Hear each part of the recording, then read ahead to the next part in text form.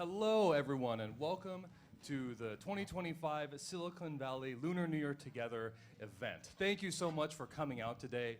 I'll be your host today. My name is Daniel Hall, and this with me is... My name is Joanna Wen. It's my honor to be one of the MCs today with Daniel. Daniel, I heard it's going to be a full program, isn't it? Yes, it's going to be a wonderful full program. It's okay, baby. Sorry, I have my baby here today. Say hi. Cece, say hi to everyone. See, they all like you so much, don't they? Yeah. And also with us today, we have Mr. Men. Hello, my name is Min Tran. You want me to continue? Okay, so I would like to thank everybody for your presence. Without you, the program is not going to be happening. So a big applause for all of us here, be here and not here. Yeah. And I would like to thank you all the sponsors for making this happen also. Let me read the name later on right now. Okay, so let's skip the sponsor. You're okay, the boss. Thank you very much. Okay, so next we would like to introduce Mr. Joel Wang, and Joanna will tell you a little about him before we hand off the microphone, so please. Yes, let me, it's my great pleasure to introduce inspiring leader, a great team member, and a sincere friend, Joe Wang. Let me tell a little bit about Joe. Joe's diverse education background spans Hong Kong and Tokyo, where he completed his high school there. He studied bioengineering in the United States. Following a distinguished career at the Lawrence National Laboratory, from which he retired 25 years ago. After that, he soon found his passion and root in helping community. He joined numerous 401(c)(3) organizations. Currently, he is leading and championing the Asian American Stories video contest, and he hopes to address the critical U.S.-China relationship equitable world.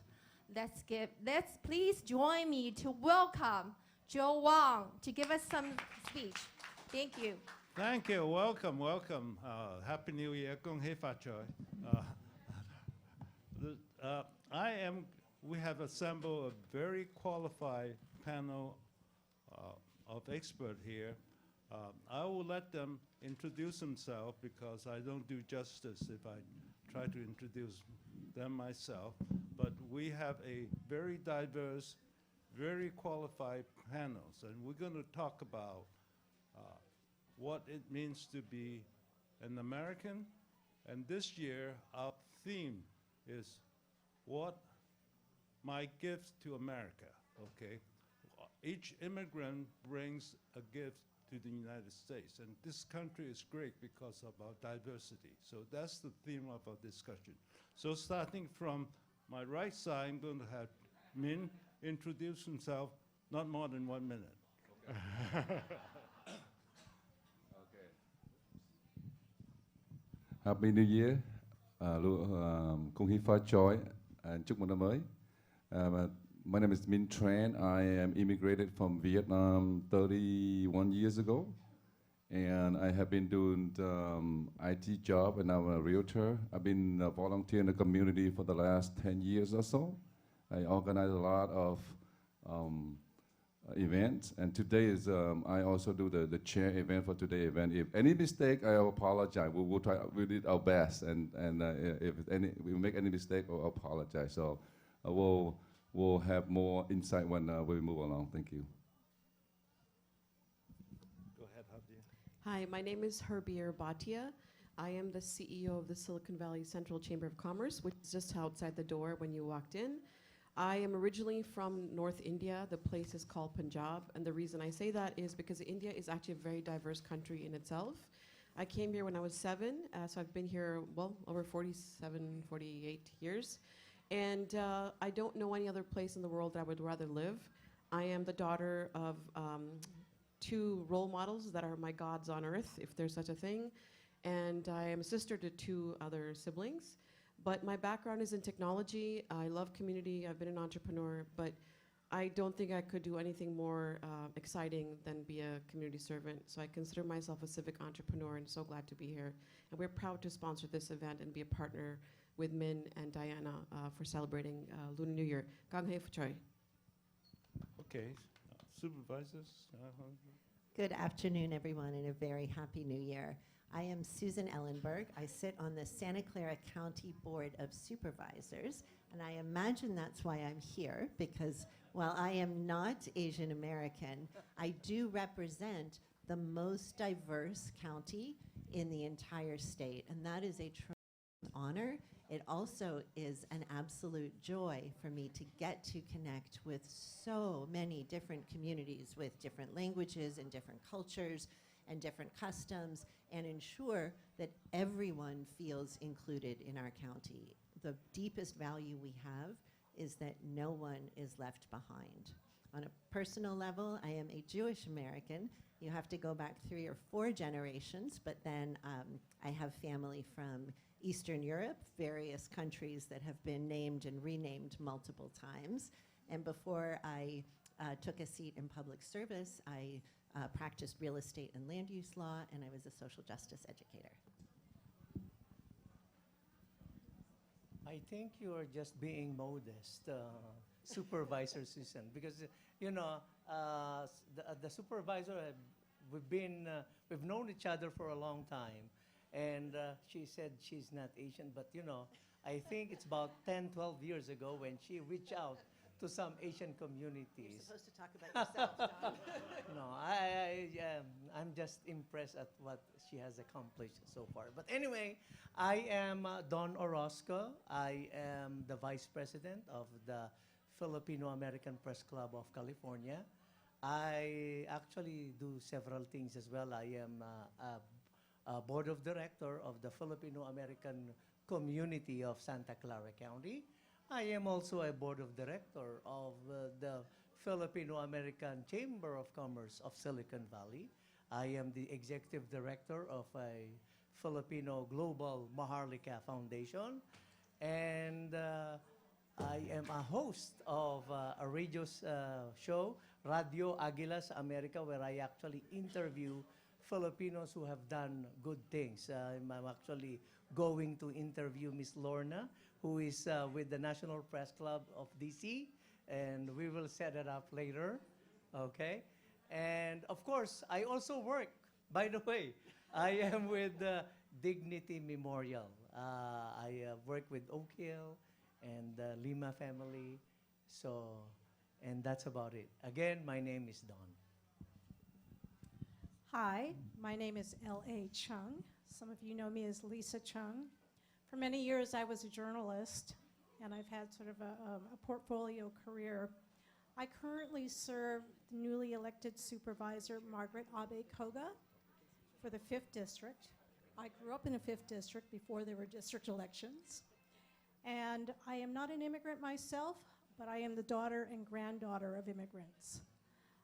Because of the Chinese Exclusion Act, my father was actually born in China, even though my grandfather had come to the United States years before that and come back and forth. That's how a lot of babies were born, every 7, 10, 15 years. That's why there's so big gaps in a lot of Chinese families from way back when.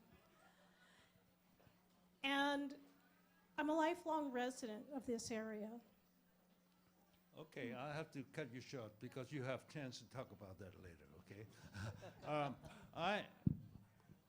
We have a very big gathering here today with all kinds of Asian American, with Filipino, we have Indian, we have Vietnamese, we have all kinds of Asian American, and then we have even a token white person here. Adopted Asian. Lately, our new president seems to be kind of anti-immigrant. They want to deport people, from this country. And even though you might be born in the United States, but if your parents did not come here legally, he is asking the right to deport them. So this is a very controversial thing, and I'm going to have each of our panelists address this problem, starting with. Yeah, I am glad to start this very painful conversation. And let me start by telling you that there is no better county, truly, in the state, in the country, to live in right now than Santa Clara County, because you have a board of supervisors that is absolutely aligned. You have county administration that's aligned. You, in fact, have 15 law enforcement entities that are all aligned in that our priority is protecting our residents, protecting every one of them. And I'm going to share from some notes here because this birthright case is really critical.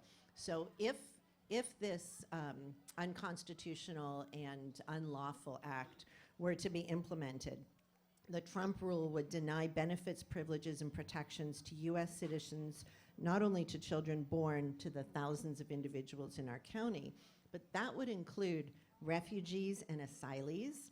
That would include professionals from other nations who are lending their skills in our county and are here under H-1B visas, students that are residing here on visas, and of course undocumented individuals who live in and contribute to the welfare of our county. Fortunately, the lower courts immediately placed a hold on any enforcement of this law. It will certainly make its way to the Supreme Court.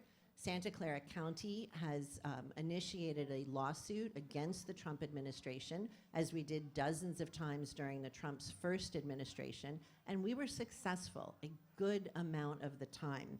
So I would say we need to kind of hold our breaths on this for a little bit. It is blatantly unconstitutional, and it's just part of this administration's real fundamental drive to sow racism and bigotry by targeting one community against another for a whole variety of reasons. Okay. Next,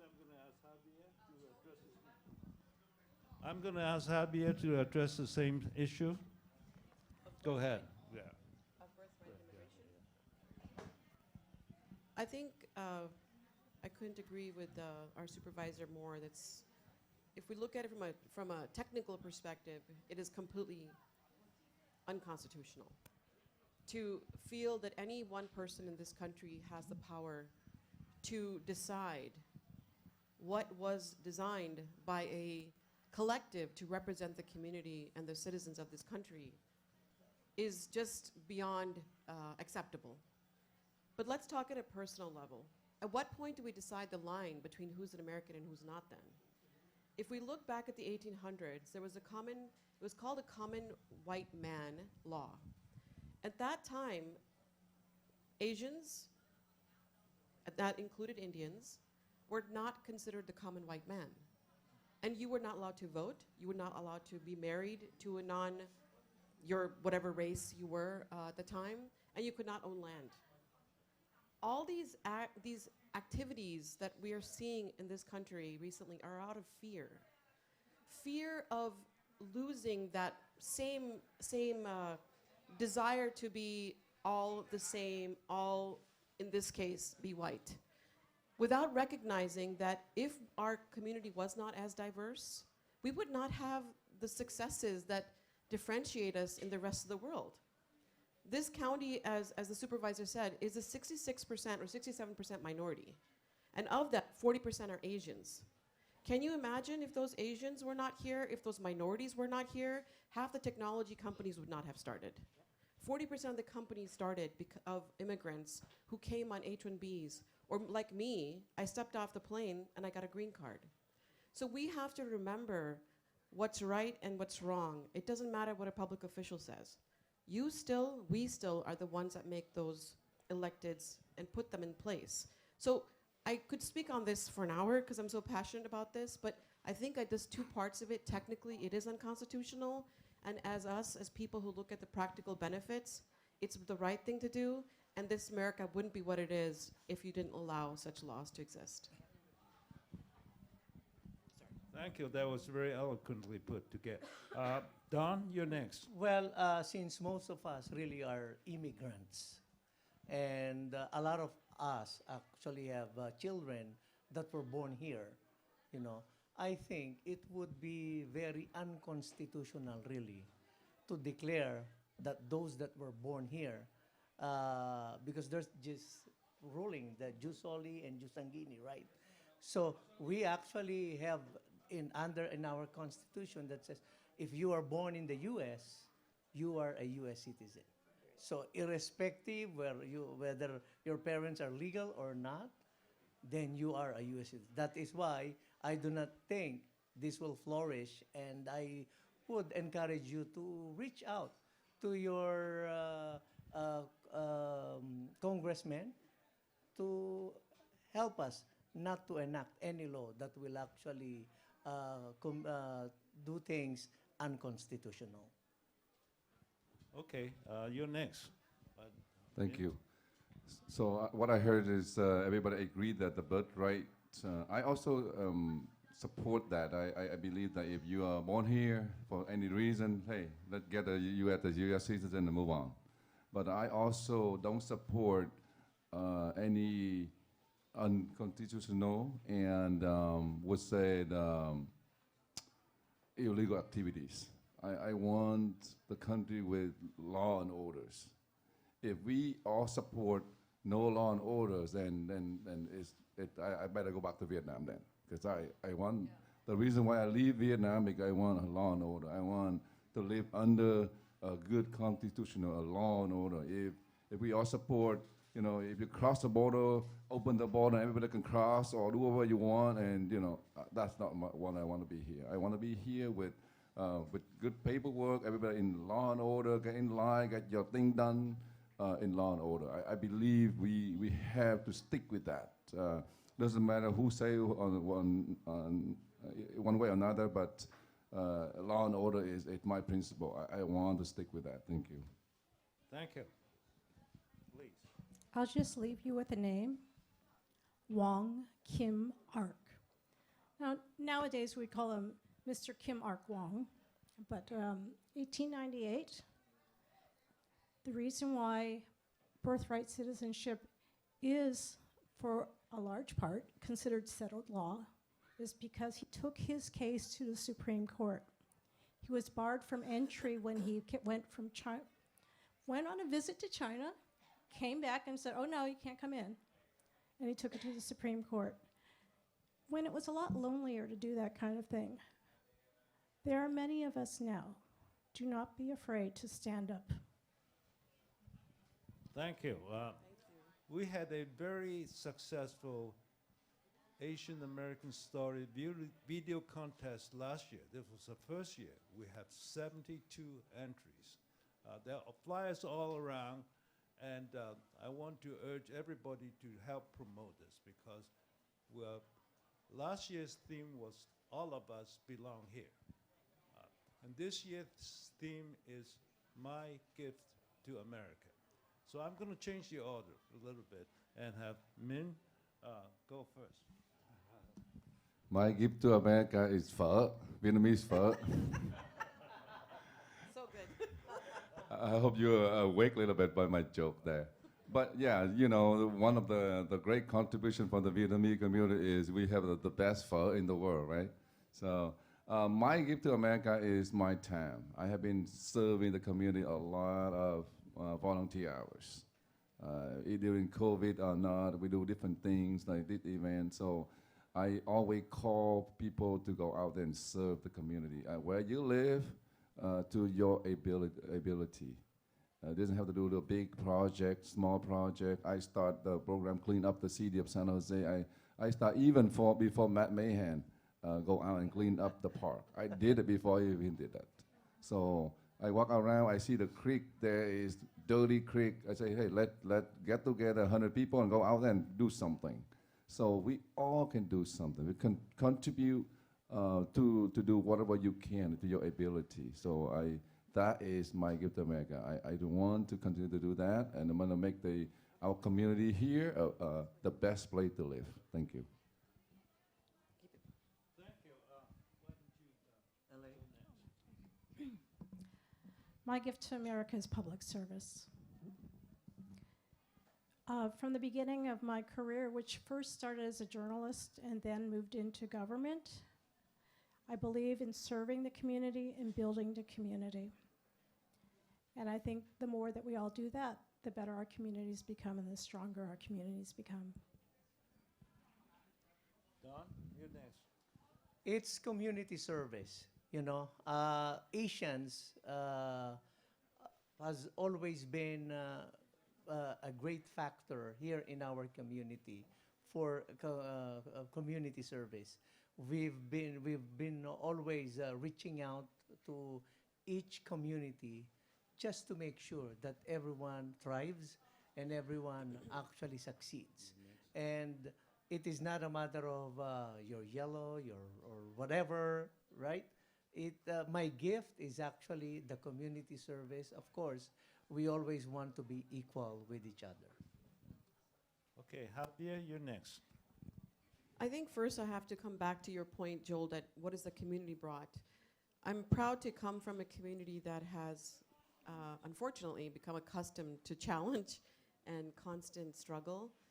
But I think because of that, great things have happened. As Lisa was talking about 1898, the same time the first Indian and Sikh ship came to the United States, but it docked on the Canada side. And I'm not going to use the name because I know I'm going to distort it. I think it was called Komitaga Maru. It came from via Japan. Citizens or residents were not allowed to get off the boat. Many died. But those that stayed continued to plow the fields, be in the lumber industry, and so much more. But one of the most amazing things is that they made California fertile. People don't know that the Sikh Punjabi North Indian community actually gave the irrigation systems to Central Valley in the late 1800s and early 1900s. And imagine today that the largest raisin grower happens to be Asian, lives in Central Valley, and he could only do that if they had brought the irrigation systems of Punjab to Central Valley. But everybody benefited. It's not just a story for me, but all of us get to live in a thriving community where people get jobs, they work on those farms. So I'm very excited about that. Second is Dalip Singh Sond. He was the first Asian Congress member in the 1950s who had struggled many times because they did not consider him white enough to become a congressman. So he represents not just Indians, he represents diversity and the first Asian American to be holding an office. And then there is Bhagat Singh Thind. He was the first person to fight for citizenship in the 1930s. He said, I will join the army because I truly believe in service and I must serve this country that has allowed me to come and stay. Because if he went back, he would be executed because you weren't allowed back in the country if you left, as Lisa mentioned. So when you think about such a legacy, you have no choice but to say, I gotta do better. And so that combined with a heritage which is constantly fighting for everybody's rights, you're reminded that you don't live in this world by yourself, and I can't make it all about myself. We never achieve anything by ourselves, and I don't achieve anything I do by myself. I'm just running down the street. Joel brings me here, others bring me here, but truly, if it wasn't for community service, I don't think I would be the person I am. I wouldn't have the good friends that I have. I wouldn't have learned new skills. I wouldn't have learned more about the world. So when I think of my gift to the world, is that I get to be a daughter of such an amazing legacy and continue that legacy through my action, because I don't think I could be anything half of what I am if I didn't have the opportunities to be a part of the community. So thank you for allowing me to be part of that community. And Supervisor Ellenberg? Thank you. I first just feel I have to acknowledge the degree of hubris in naming our own gifts here. My heart tells me that it's really for others to tell us what they have received. But if I do something well, I think it is that I focus very much on lifting others. As a teacher of middle school students, what was most important to me was instilling confidence, a love of learning, an affirmative approach toward asking questions. Asking questions doesn't mean you're dumb. It means you haven't learned the thing yet. And in my public life, lifting others, whether by providing opportunities for employment, specifically for folks that may not have the traditional resumes and the kind of standard qualifications that you think are important. I work to lift up young people all the time. So much great youth leadership in our county. And my colleagues. I don't have a vested interest in necessarily being the lead, but in making sure that things get done. And I will say that I'm aware as well that I have been the recipient of probably a very good deal of unearned privilege. And if there is anything I can do to make that worthwhile and to be deserving of that, it's to extend those opportunities to others and to take a step back more and more as younger and more diverse leaders come to the forefront. And I hope that I continue to lift others for as long as I'm in a position to do so. This is indeed a very happy occasion, and we have indeed a very qualified panel here. So I'm going to give them 1 more minute each to sum up today's activity. Min? Well, I would like to take the opportunity to thank you for the opportunity to sit up here and introduce myself and talking to all of you. I wish you a wonderful new year, and anything we do is stay within the. I personally go back to the law and orders. I want this community to be protect each other, but beyond that, we stay within the law, within the means, and we will help each other thrive. Thank you. Thank you. I just want to remind all of us that we have what we have because of the choices we've made. The country is changing drastically, but I just want to remind the power really remains in the hands of our people. And I really, really wish that each of you recognizes that you are the ones who decide the policy that's being made. Culturally, as Asians, we're very comfortable with people that have been elected to put them on a pedestal and that we become the subservient.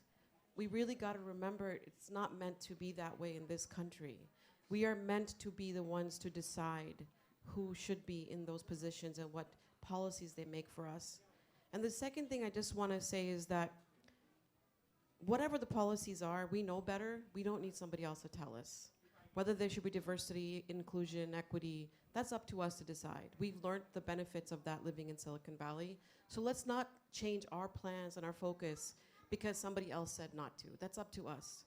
And whatever we do, let's just remember to celebrate each other. I mean, we're so different here. I'm so impressed by the variety of people we have here. And we actually forget how much more there's in common than there's different. So can we just work on celebrating each other and continuing to uplift each other, because otherwise when you're dead, you're not taking any of this with you anyways. So you might as well enjoy your time by uplifting each other. Thank you. And gong hei fa choi. Well, I am deeply, deeply grateful to live in this country, to have been born here, to be an American citizen. I am also painfully aware of so many of the shortcomings of this nation that have been part of us from the very beginning. And I think one of the most painful and simultaneously celebrated truisms of our country is that notion of rugged individualism, as if everyone is equally resourced and can pull them up themselves by their bootstraps and can make a life for themselves. And that has resulted in policies that do not account for taking responsibility for everyone. We are one of the only not only Western, but developed nations that doesn't have universal access to health care, doesn't have universal access to child care, secondary education. There is such a sense here of, I did it, so somebody else should be able to do it on their own, and that is not the case. We have created structures and institutions that have perpetually created a class divided and often race divided society, and I think that that inherently holds us back. What I hear today from all of my beautiful and brilliant colleagues is that we are all responsible for one another. We all have to take responsibility, and when that means contracting your own power or your own wealth or your own position somewhat so that someone else doesn't suffer or struggle, I believe with my whole being that that is our obligation. And until we feel that notion at scale on a county-wide, on a countrywide level, we are going to continue to experience unnecessary poverty, unnecessary illnesses, certainly unnecessary and excessive incarceration. There are a lot of things we do well, but there is a lot we need to do better, and I would implore and urge all of you to feel that sense of communal responsibility. Thanks. Don? I am very thankful to both Diana and Joel. They're both Chinese, but they've always reached out to every community to have such events like this. And I am so always very happy to participate and join them. And I will always be honored because, again, we are always together, and all of us are the gift to America. So happy Lunar New Year to everyone. That's where I'd like to take my cue. We are gathered here for a celebration of the new year. And the best thing about the United States and in California is we get to celebrate the new year multiple times. Multiple times. So this is why we gather together, and to welcome our friends who do not celebrate New Year at this particular time, but to share that with them. So show the beauty of your own traditions, invite the others, and be joyful now, because this is how we start the year. Thank you all for coming. There's a lot of going on out there with all the food and festivity and all the arts and crafts and so on. I want you to give a big hand to our wonderful panel, and Happy New Year. Thank you. Happy New Year. Thank you. Thank you for coming.